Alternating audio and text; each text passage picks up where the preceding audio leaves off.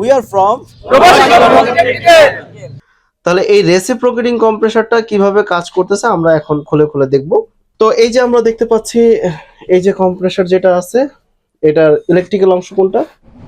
এই নিচের অংশটা হলো কি ইলেকট্রিক্যাল অংশ, আর উপরের এই অংশটা এটা কিসের অংশ? মেকানিক্যাল অংশ। এখানে কিন্তু একটু ধরেন প্লিজ,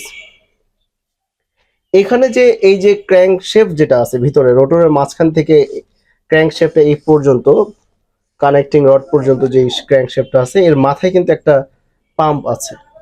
এটাকে কি বলা হয়? Pump. Oil pump. Oil pump. এই অয়েল পাম্পের কাজটা কি? অয়েল কম্প্রেসরের তলানি থেকে এই তেলটাকে উপরের দিকে উঠে নিয়ে আসবে, নিয়ে এসে পুরো কম্প্রেসরটাকে ভিজায় রাখবে, পিচ্ছিল রাখবে। কম্প্রেসরকে যেই যেই বস্তুগুলো ঘূর্ণনশীল এবং ঘর্ষণ হয় সেগুলোকে কি করে পিচ্ছিল রাখার জন্য তেলটাকে ছড়ায় দেয়।